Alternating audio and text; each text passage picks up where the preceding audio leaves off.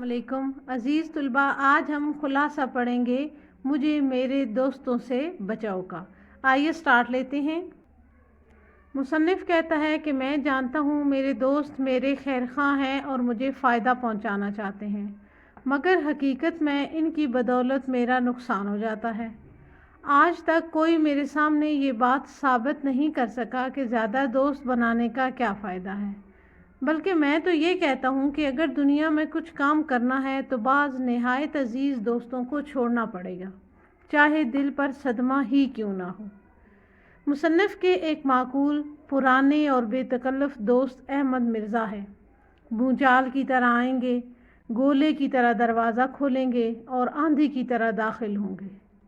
مصنف کے دوست ہونے پر فخر کا اظہار کریں گے اور ایک منٹ بھی ٹھہرے بغیر خیریت دریافت کر کے چلے جائیں گے۔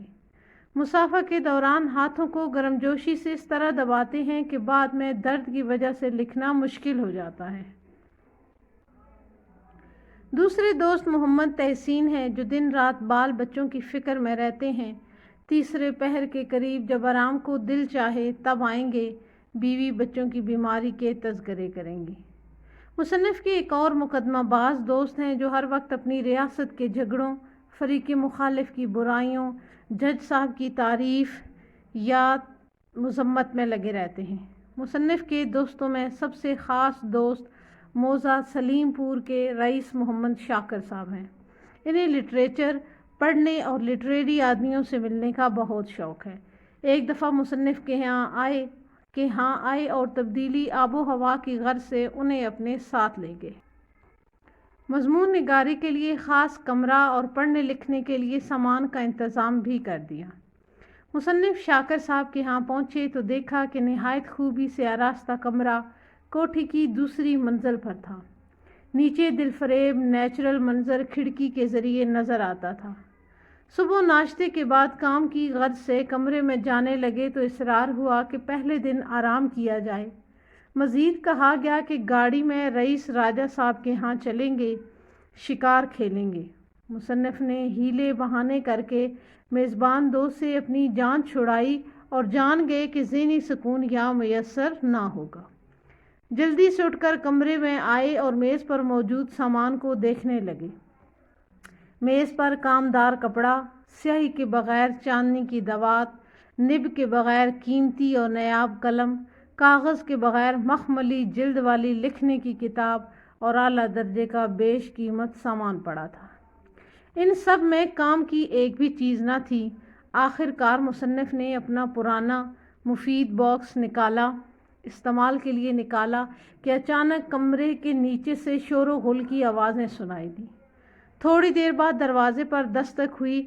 پوچھنے پر پتہ چلا کہ شبن پیغام لے کر آیا ہے کہ نیچے کوئی صاحب ملنے آئے ہیں۔ بادل نخواستہ اٹھ کر نیچے گیا تو دیکھا کہ شاکر صاحب کے دوست راجہ طالب علی صاحب تشریف لائے ہیں۔ ان سے مصنف کا تعارف کرایا گیا۔ جب وہ گئے تو کچھ فرصت ملی۔ کچھ دیر بعد پھر دستک ہوئی اور پتہ چلا کہ میزبان کے کوئی اور دوست آئے ہیں، اب ان کو بھی دکھایا جائے گا۔ ان سے نجات کے بعد مصنف کمرے میں آیا تو خیالات غائب، جملے کی ترتیب ختم، طبیعت و چاٹ۔ بڑی مشکل سے پھر لکھنا شروع کیا اور خوش قسمتی سے آدھا گھنٹہ لکھنے کے لیے مل گیا۔ دروازے پر پھر دستک ہوئی اور اب کی بار کھانے کے لیے بلایا گیا۔ جب مصنف نے جانے سے انکار کیا تو بار بار اصرار کیا گیا کہ میزبان بھی اس وقت تک کھانا نہیں کھائیں گے جب تک مصنف وہاں نہیں پہنچ جاتے۔